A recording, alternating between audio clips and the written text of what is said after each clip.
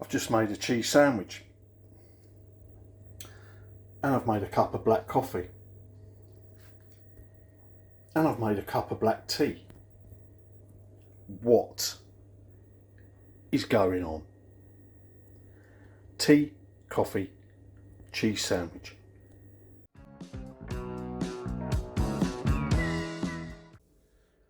So have we all heard of Heston Blumenthal? If you haven't heard, he owns a restaurant called The Fat Duck. He's a chef, sometimes controversial. He does these weird, wonderful food pairings. I've never eaten it. He's famous for things like snail porridge. He done a Waitrose Christmas pudding with an orange in the middle or something a few years ago. And he's always in the news for sort of his innovative food combinations. So he has a podcast that I don't listen to, but he was a guest on a podcast that I do listen to, where he was talking about some food combinations, food pairings, etc. So I went back to his podcast, found the episode of what he was talking about and what I got interested in and what we are doing today. So you take a humble cheese sandwich, you take a cup of black coffee, and you also take a cup of black tea. And you dip the sandwich in the beverage. Now this is an old Swedish tradition from hundreds of years ago to make the stale bread go a bit softer and warmer in the hot drink.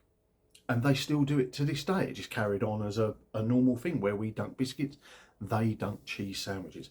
He mentioned that somebody had tried it with a roast beef sandwich, but at the time when he done the podcast, he didn't have any roast beef, so he just went for some cheese. So we have got some standard cheddar cheese inside the sandwich cut up. We're going to dip it in. Apparently this works. Now personally, I like toast and tea. I like having a bite of toast and a mouthful of strong tea.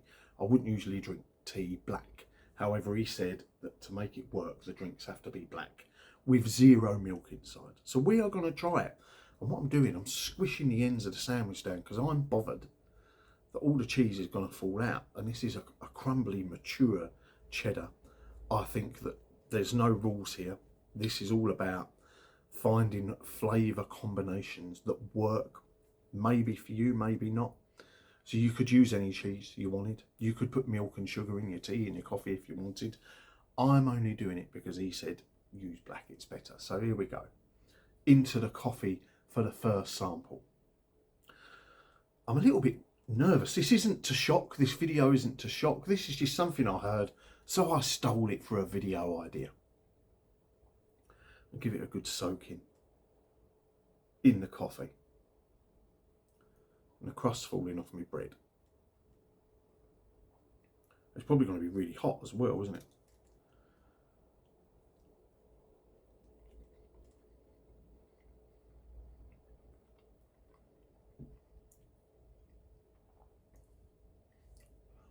So first of all, I tasted was coffee, which was nice.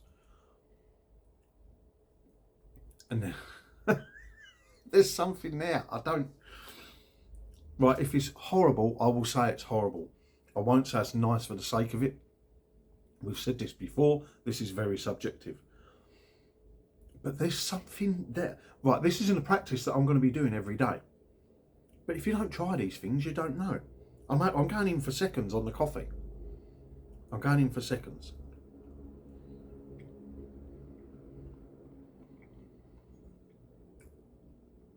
And for some reason, that really, really, really does work. Heston was right on the cheese sandwich dipped in a black coffee.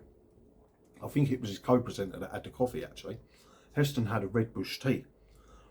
And even by his own admission, red bush tea isn't really tea. This is a Yorkshire tea bag. Right. We'll try it and see if the tea works like the coffee. I can't get that taste out. I don't know why it works. Why would you do that? Why would you think that? The bread was mushy. The cheese and the coffee flavour actually worked. Even though it was a coffee hit at first, I didn't feel, it wasn't disgusting. Into the tea.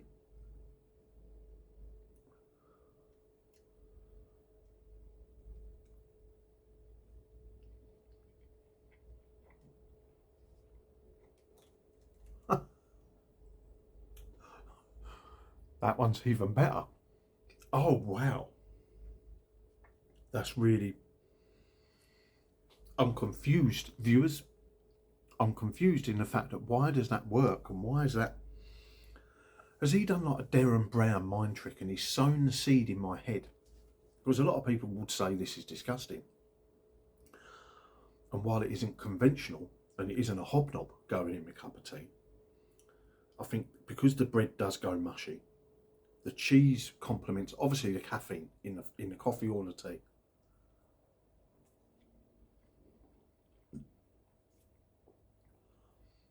And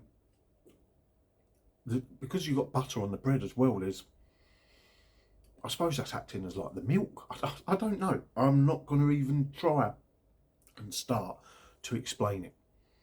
I'm not expecting you to rush out and say, oh, I'm going to try this. This is going to be the new trend. This isn't a trend. The podcast is probably about 8-9 months old. This is just something to try. And we like to try things on this channel. So I'm trying it for you. If I'm going to pick a winner out of the tea and the coffee, I didn't think anything was going to come close to the coffee till I had the tea. I'm going tea, and I don't really drink hardly any tea. I am a coffee person. I do have a tea, but not very often at all, nowhere near as much as I have coffee. But the cheese sandwich dipped in the tea was really, really nice. The cheese sandwich dipped in the coffee was really nice. So what have we learned? We've learned that sometimes these people that we think are pretentious and full of themselves and attention seeking for the recipe ideas they put together, sometimes what they're saying does actually work. Try these things, live a little, and you never know, you might find a new experience.